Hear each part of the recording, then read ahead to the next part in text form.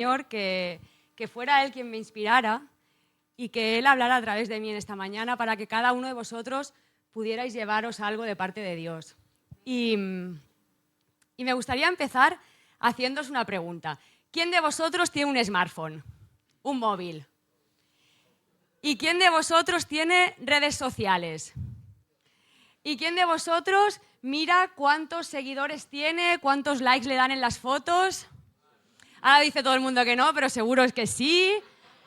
Y ahora se habla mucho de followers, que son los seguidores, ¿no? Pero existe una palabra que yo no conocía que significa follow, que es follower, que es las personas a las que tú sigues.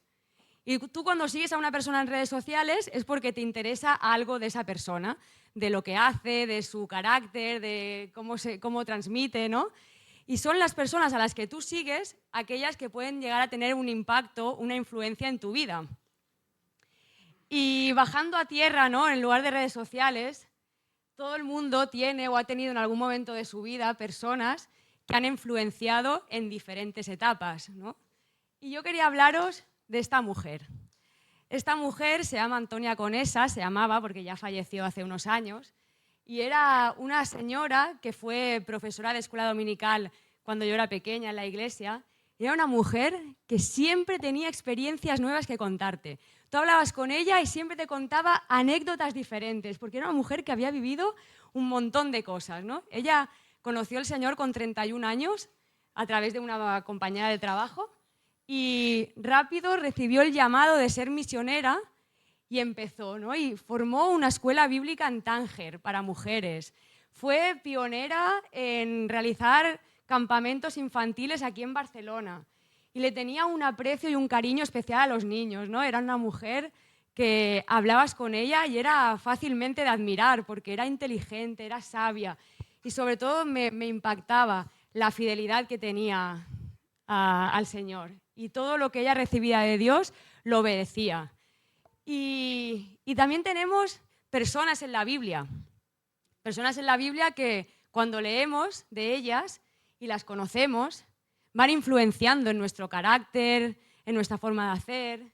Me gustaría en esta mañana hablar de una de ellas, una mujer que da nombre a un libro en el Antiguo Testamento, que es Ruth, y es una mujer que me impacta mucho su carácter, porque es un carácter conforme al carácter que Dios quiere que tengamos tanto los hombres como las mujeres. Y el libro de Ruth empieza así. Aconteció en los días que gobernaban los jueces que hubo hambre en la tierra, y un varón de Belén de Judá fue a morar en los campos de Moab, él y su mujer y 2 hijos suyos. El nombre de aquel varón era Elimelec y el de su mujer Noemí. Y los nombres de sus hijos eran Maglón y Kelión, efrateos de Belén de Judá. Llegaron pues a los campos de Moab y se quedaron allí. Y murió Elimelec, marido de Noemí, y quedó ella con sus 2 hijos, los cuales tomaron para sí mujeres moabitas. El nombre de una era Orfa y el nombre de la otra Ruth. Y habitaron allí unos 10 años. La época de los jueces. Era, para poneros en contexto, en el tiempo en que vivían Ruth y Noemí, era una época marcada por la violencia, por la idolatría, por la desobediencia. Hacer el bien en esa época era algo poco habitual. Y el patrón más común era que cada uno hacía lo que bien le parecía. Y en esa época, Ruth y Noemí marcaron la diferencia siguiendo a Dios. Y dice la Biblia que murió Elimelec, marido de Noemí, y años más tarde murieron también sus 2 hijos y quedaron las 3 mujeres viudas. Y ser viuda en esa época era lo peor que podía pasarle a una mujer. Eran mujeres que eran maltratadas, pasadas por alto, vivían normalmente sumidas en la pobreza, ¿no? Y Noemí amaba mucho a sus nueras y les dijo: mirad, yo me vuelvo a mi país, me vuelvo a Belén, pero vosotras quedaos aquí y rehaced vuestra vida.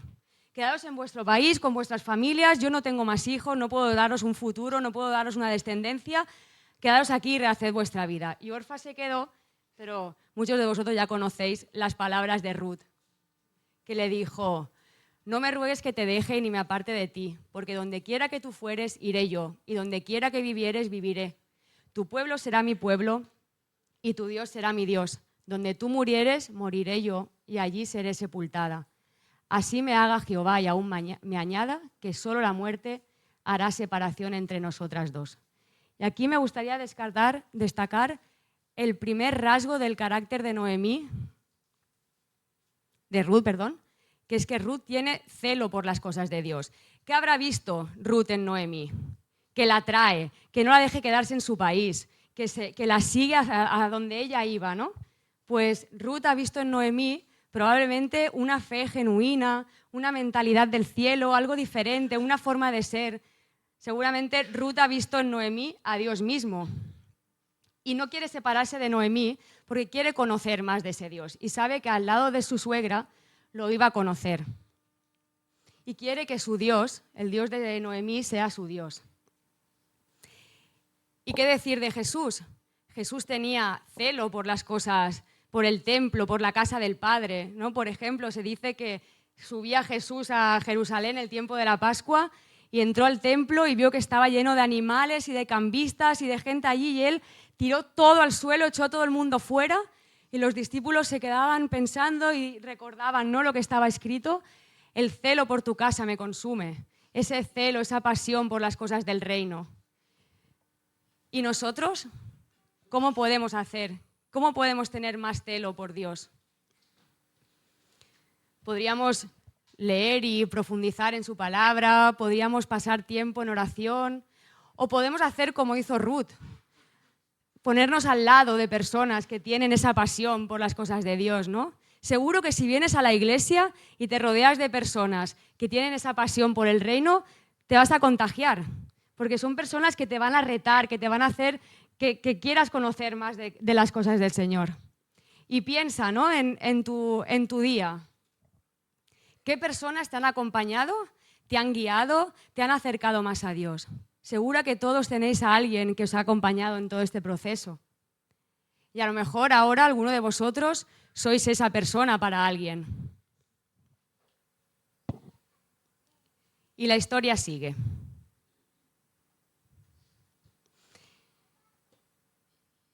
Y Ruth y Noemí prosiguen su camino a Belén y llegan a Belén y la gente del pueblo, es tal la tristeza que tenía Noemí de volver vacía a su país que decían todos, ¿es esa Noemí? Porque de tal tristeza que tenía hasta su semblante había cambiado. Y estaban tan tristes, ¿no? Y en ese estado de tristeza, Ruth decide no seguir lamentándose y decide dar el primer paso. Y Ruth le dijo a su suegra Noemí, te ruego que me dejes ir al campo y recogeré espigas en pos de aquel a cuyos ojos hallaré gracia. Y ella le respondió, ve, hija mía. Y aquí encontramos el segundo rasgo del carácter de Ruth que me gustaría destacar, y es que Ruth toma buenas decisiones. Ella ve una necesidad de sustento para ella y para Noemí, y no queda lamentándose o buscando que llegue el sustento, sino que ella ve la necesidad y da el primer paso. Ir a espigar, una mujer viuda, y era un trabajo muy duro y además la hacía muy vulnerable en el campo, pero da el primer paso y Noemí le dice que vaya, ¿no? Y cada día estamos tomando múltiples decisiones, cada uno de nosotros. Y cada decisión tiene una consecuencia. Incluso cuando tomamos decisiones pensando que lo hemos tomado con toda la sabiduría del mundo, a veces esas decisiones tienen otro tipo de consecuencias que no imaginamos, ¿no? Nosotros tenemos la guía del Espíritu Santo, que nos ayuda a tomar esas decisiones, pero aún así debemos empezar a caminar y dar el primer paso, ¿no? El quedarte paralizado quizá no es la mejor solución. Si no sabes qué estudiar, pues quizá puedes preguntar a diferentes estudiantes o moverte por diferentes stands, no sé, ¿no? Si sabes que donde estás trabajando no es donde tienes que estar, pues empieza a tirar currículums, haz entrevistas, Dios irá abriendo y cerrando puertas, pero ves caminando. Si no sabes qué servir en la iglesia, pues ponte a servir, el Señor ya guiará. Tenemos que dar pasos, ¿no? ¿Y Jesús? Jesús siempre tomaba buenas decisiones. Jesús se levantaba bien temprano, se alejaba, se iba a orar, iba a hablar con el Padre y todas sus decisiones siempre fueron guiadas por amor al Padre y por amor a las personas. Y Jesús decidió sanar a los enfermos, decidió dar de comer a las multitudes, decidió pasar tiempo con las personas que lo necesitaban. Revisa qué decisiones estás tomando en tu día a día. Y si esas decisiones te van a acercar más a Dios o por lo contrario te van a alejar.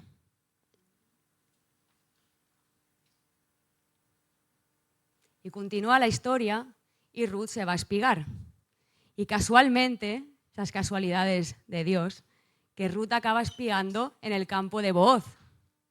Y Booz resulta ser un pariente cercano de Noemí.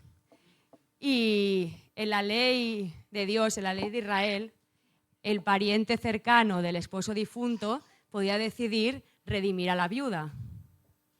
Y Ruth conoce a Booz y Booz le dice que se quede en su campo espigando toda la época de la siega, que se queda al lado de sus criadas, la invita a comer a su mesa, Ruth come con él, se queda saciada. Suple todas sus necesidades en ese tiempo de una manera amorosa, ¿no?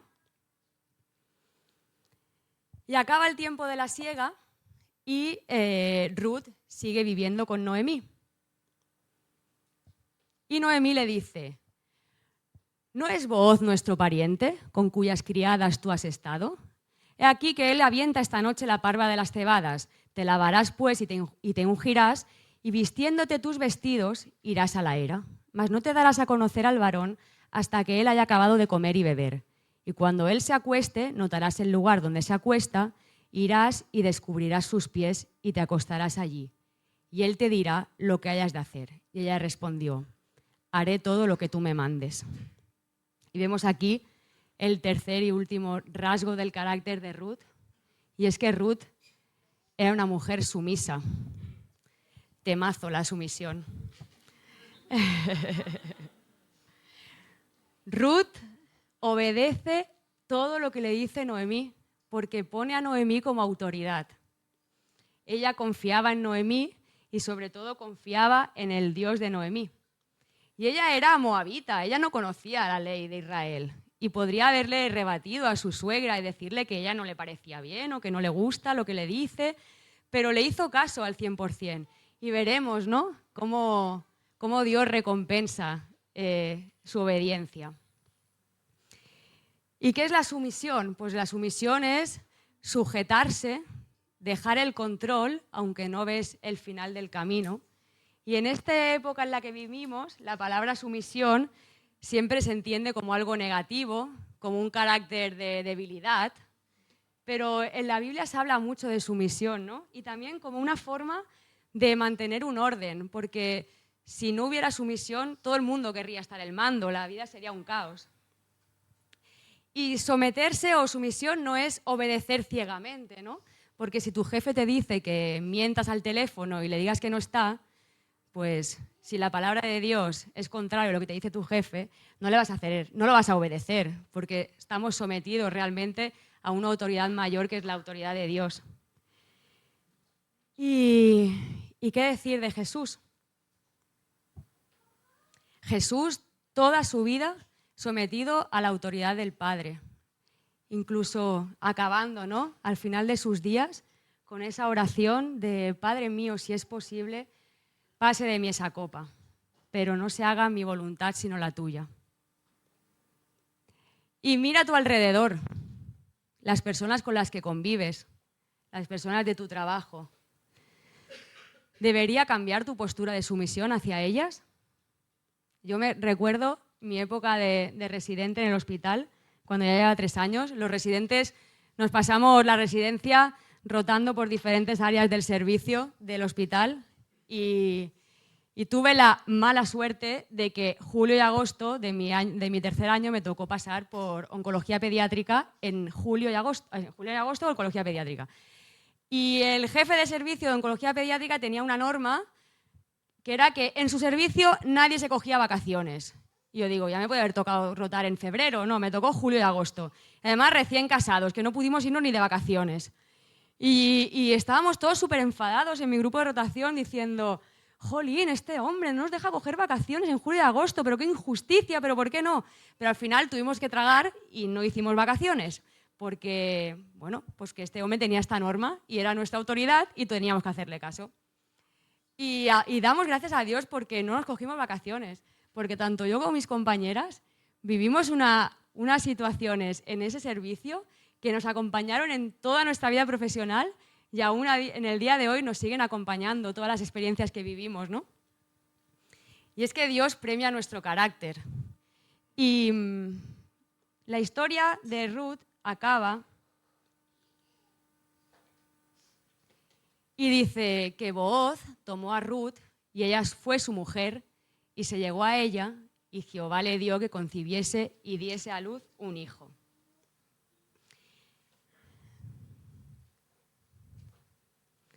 Dios premia nuestro carácter. Ruth fue recompensada.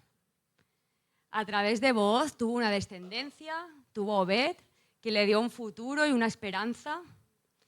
Y Ruth recibió muchos honores, ¿no? Como decíamos antes, formaba parte de la genealogía de Jesús en Mateo. ¿Quién le iba a decir? Una mujer extranjera, moabita, que formara parte de la genealogía del propio Jesús. Y Dios también premia nuestro carácter. Nosotros no tenemos un Booz que nos redime y nos salva, sino que fue Jesús mismo quien nos salvó y nos redimió del pecado y de la muerte y nos ha dado una esperanza eterna.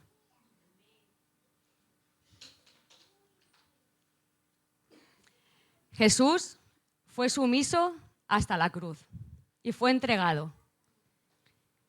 Y Jesús fue clavado en esa cruz para salvarnos de nuestros pecados y darnos una vida con esperanza, una vida eterna, juntamente con Él.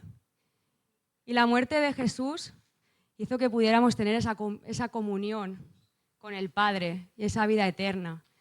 Y sabemos que Jesús al tercer día resucitó y Él está vivo y está aquí en medio de nosotros. Y Jesús murió porque te ama a ti, porque me ama a mí, y Él quiere tener esa relación cercana contigo y conmigo. ¿Alguien en esta mañana quiere conocer a Jesús? Jesús murió en esa cruz para salvarte de tus pecados y porque te ama desde antes de que nacieras.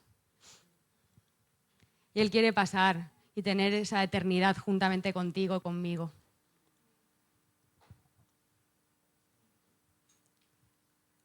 ¿Alguien quiere conocer a Jesús? Si alguien quiere conocer a Jesús, simplemente tiene que levantar la mano, tomar esa buena decisión de seguirlo y la acompañaremos con una oración.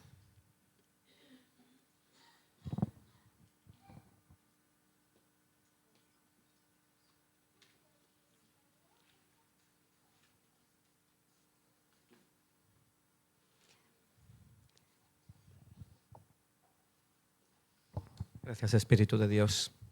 Gracias por tu palabra.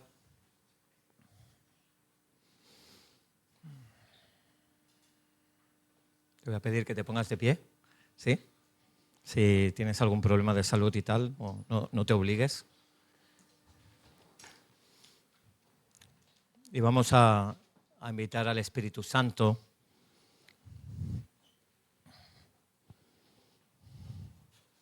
a que nos revele, que nos resalte algo de lo recibido, y ver lo que Dios quiere hacer, ¿sí? Así puedes decirle, Espíritu Santo, ven, muéstrame, guíame, ¿qué quieres hacer? Y sí, te pedimos, Espíritu de Dios.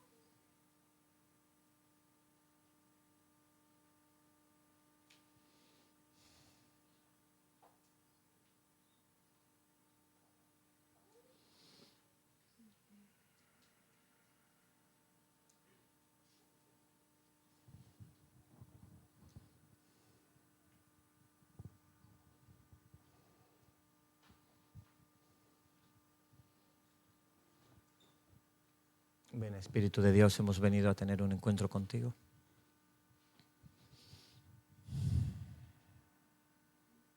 Pon imágenes en las mentes, ideas en el corazón, Señor, de cómo tú ves la realidad en ellos, Señor, en cada uno de nosotros.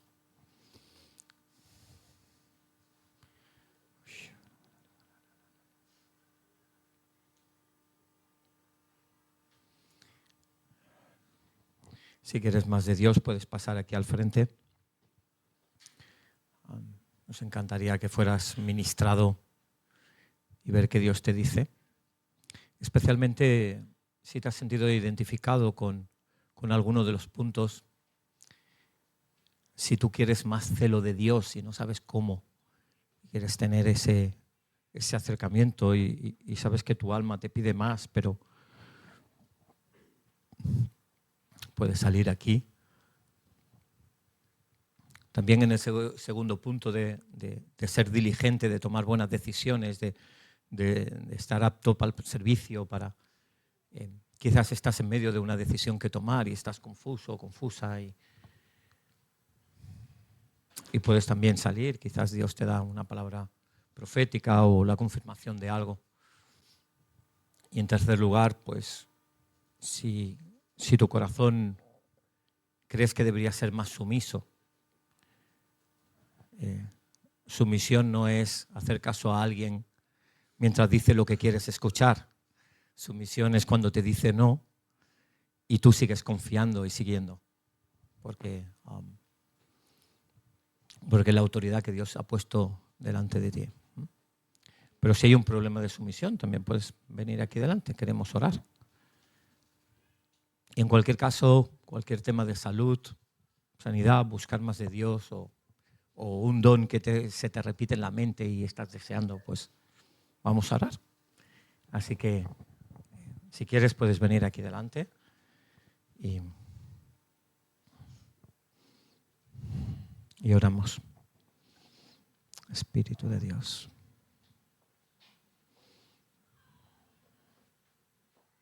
Toca los corazones de las personas que quieres que vayan saliendo, Señor, o que no se resistan.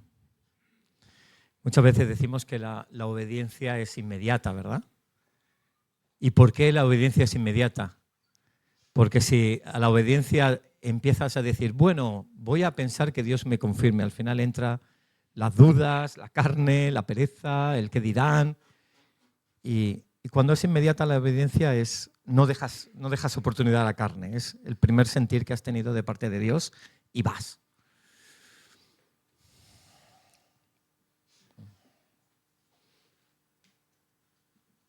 Si quieres abrir una puerta y dar oportunidad a Dios a que intervenga en tu situación, eso es lo más loable. O sea que puedes hacerlo. Nada, la oración nunca es gratuita, no pasa desapercibida, siempre trae algo.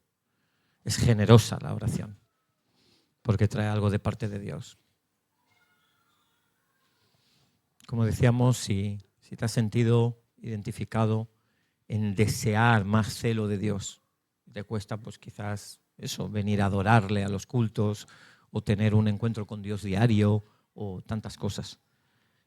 El segundo era tomar buenas decisiones, ser diligente, ser obediente rápido. Y la tercera es ese corazón de sumisión que es entregado y que, como decía Montse, cede el control. Sabiendo que hay bendición en ello.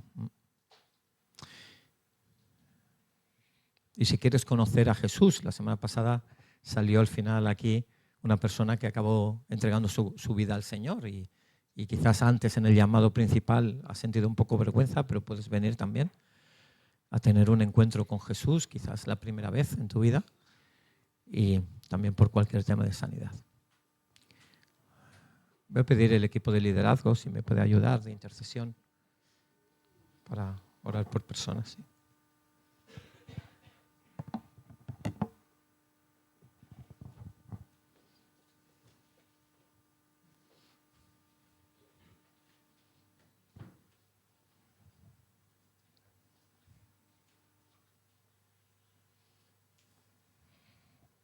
Lucas. ¿Sí?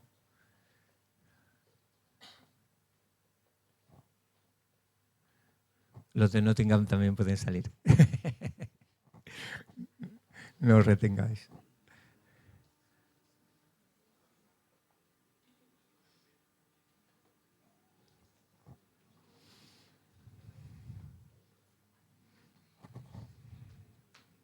También Dani puede salir si quieres orar.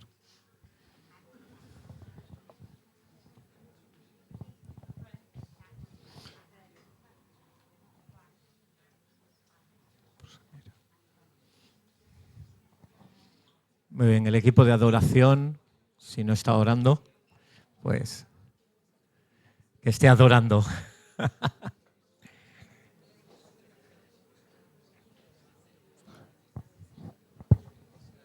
Es Paola y Pau, bueno,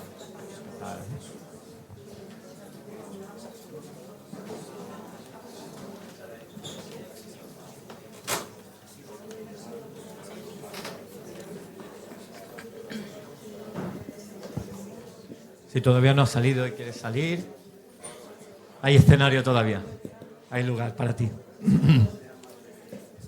Y el resto vamos a tener una mente enfocada en Jesús, hablando con Él, que Dios quiere, también adorándole.